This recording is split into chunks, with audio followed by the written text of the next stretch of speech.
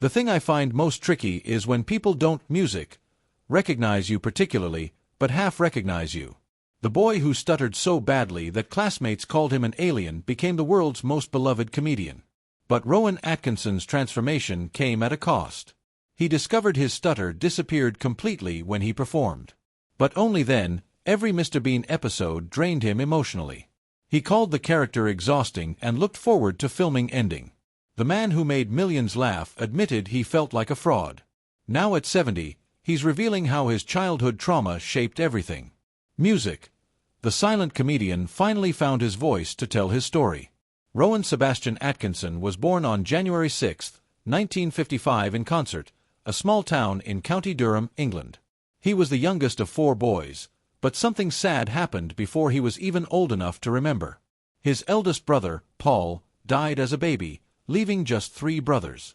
One of Rowan's brothers, Rodney, later became an economist and almost became the leader of the UK Independence Party in 2000. Growing up on a farm, Rowan lived a very quiet and disciplined life.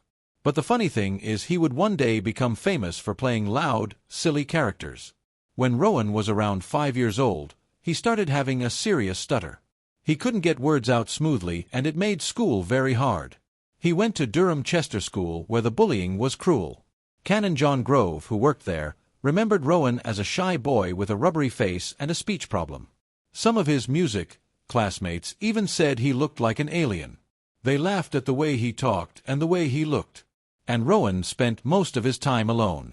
One of the kids at that school was Tony Blair, who would later become Prime Minister. Tony was 2 years younger and remembered how tough things were for Rowan.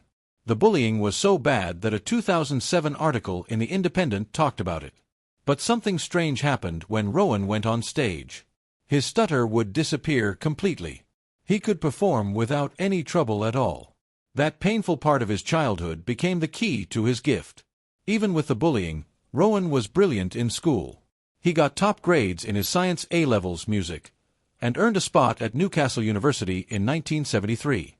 When he was just 18, he studied electrical and electronic engineering. People thought he would go on to become a scientist or an engineer, not a comedian.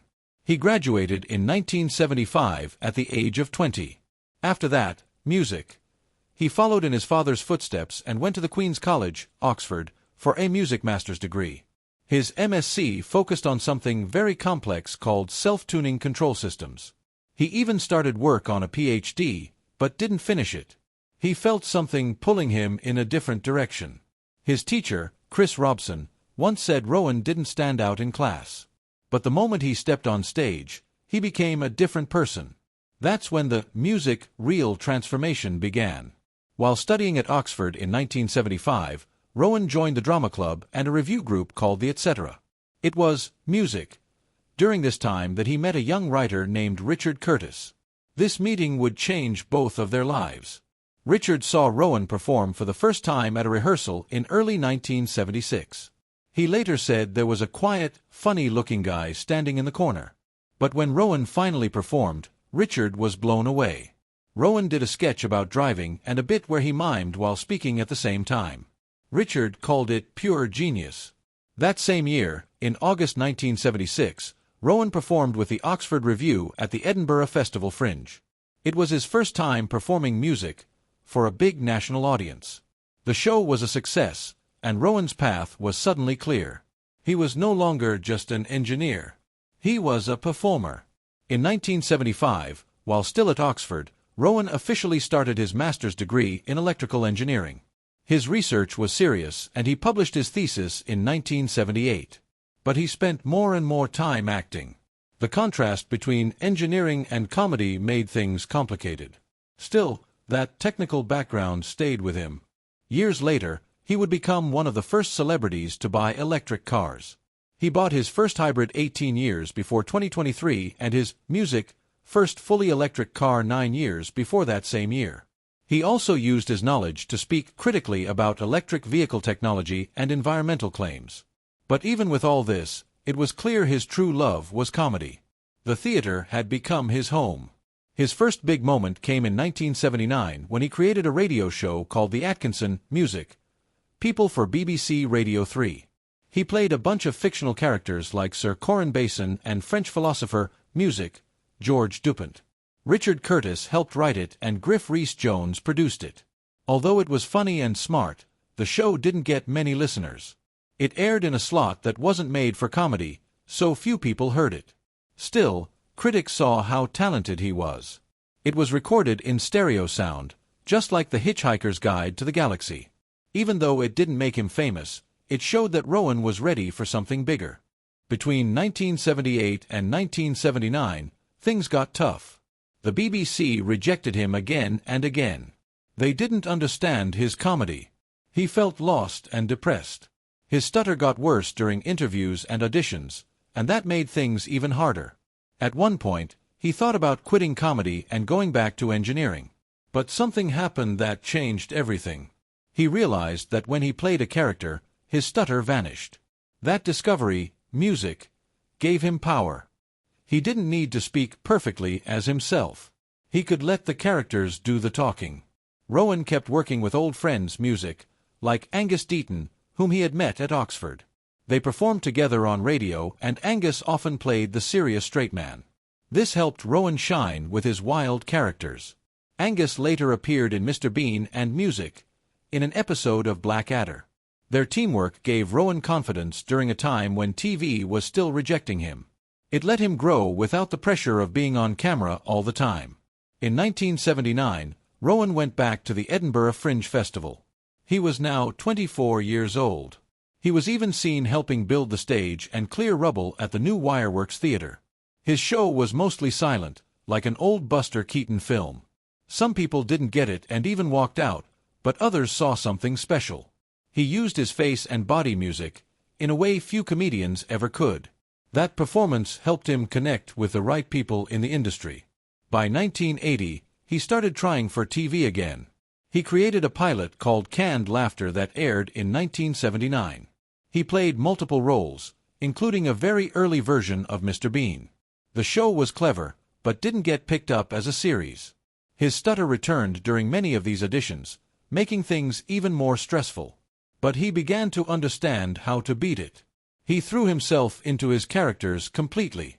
By the time he appeared on Wogan in 1980 at age 25, he had mastered how to hide his stutter through performance.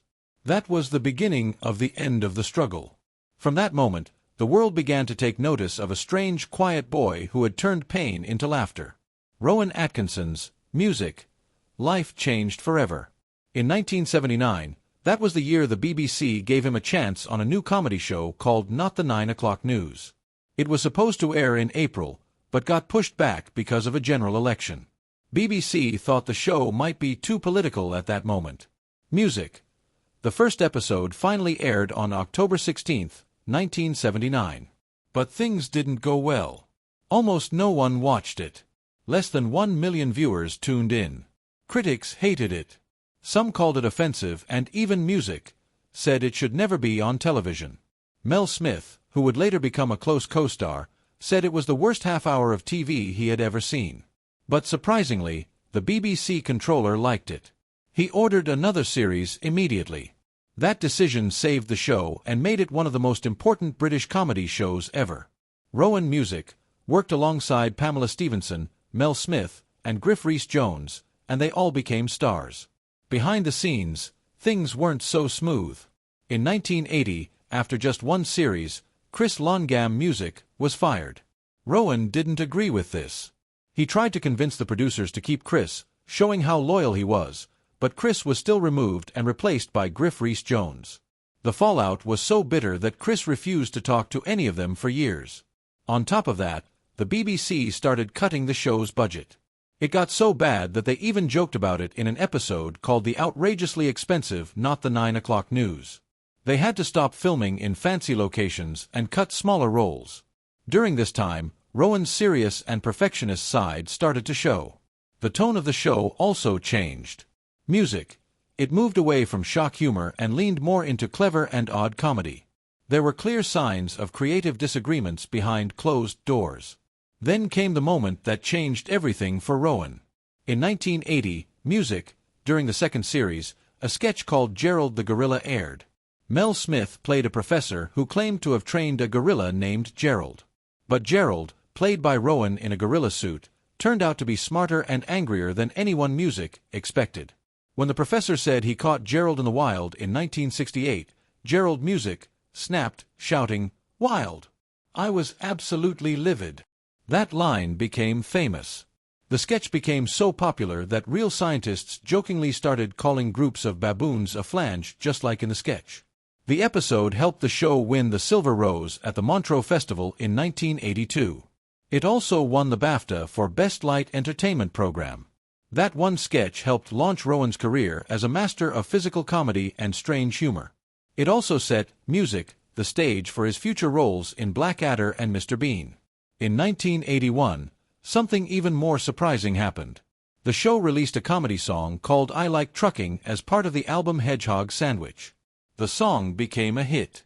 No one expected Rowan, who had no music background, to be part of a charting single, but he was. All 4 cast members sang it together, and Rowan actually drove the truck in the sketch himself. He wasn't pretending. He held a real Class 1 lorry license at the time. That small music fact made the sketch even more authentic and funny. The song was released as a single under BBC Records and became popular enough to be featured on BBC compilations later. It proved that Rowan wasn't just a sketch comedian. He could do more. He could sing, act, drive, and entertain across different formats. By 1982, things took a dark turn. The show ended in March that year, and it wasn't because of ratings. It was because the cast, including Rowan, had reached a breaking point. They were exhausted. The fast pace, the pressure, the writing, the acting, the anxiety. It all became too much. Rowan, in particular, was struggling. He had long battled anxiety, and the workload pushed him to his limits. Music. So instead of riding their success and continuing for money or fame, they walked away. Pamela Stephenson went to Hollywood. Rowan jumped straight into filming Blackadder in 1983. Mel Smith and Griff Rhys-Jones created their own show, Alas Smith and Jones. The decision to quit at the height of their popularity was rare. It showed how much Rowan valued mental health and music, artistic integrity over money. On June 15, 1983, Rowan launched the Blackadder. It was a wild idea. He co-created It with Richard Curtis, the same man he had worked with during Not the 9 O'Clock News. They imagined a world where Richard III had won the Battle of Bosworth Field. Rowan played Prince Edmund, a sneaky and power-hungry son of King Richard IV. They shot at Elwick Castle and used huge sets and costumes. The show was a big gamble. It was even part funded by Australia's 7 Network. They added a joke in the credits saying additional dialogue by William Shakespeare just to poke fun. It was a creative leap, but it was also very expensive.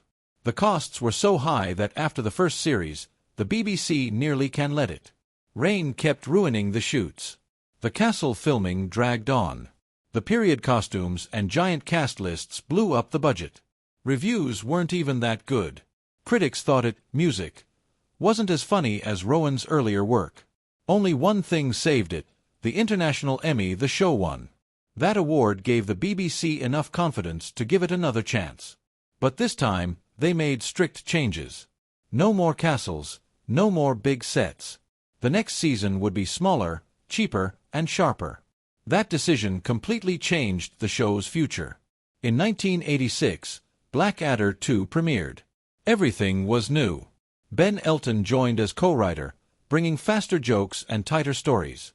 They dropped the huge film scenes and focused on character moments. Rowan no longer had to share the spotlight with bigger actors like Brian Blessed. He now carried the show. One of the biggest changes was the cast.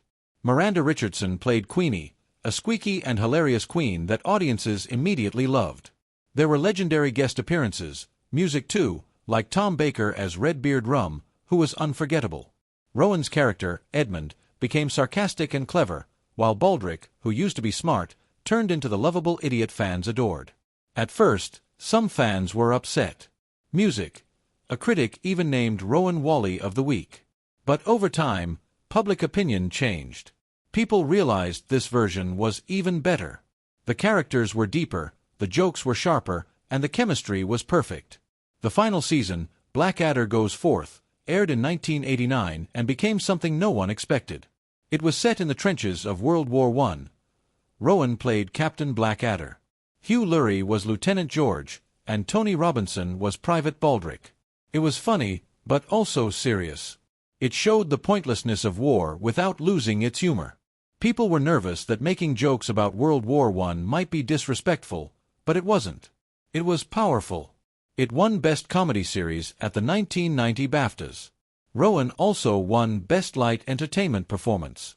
Music. In 2000, the show was ranked 16th on the British Film Institute's list of Best British Shows Ever. And in 2004, it was voted second in a BBC poll for Britain's Music Best Sitcom with over 282,000 votes. The final scene, where the soldiers charge into no man's land in slow motion, became one of the most emotional endings in television history. Behind the scenes, the cast worked like a family. Rowan, Hugh Laurie, and Stephen Fry often improvised. They trusted each other.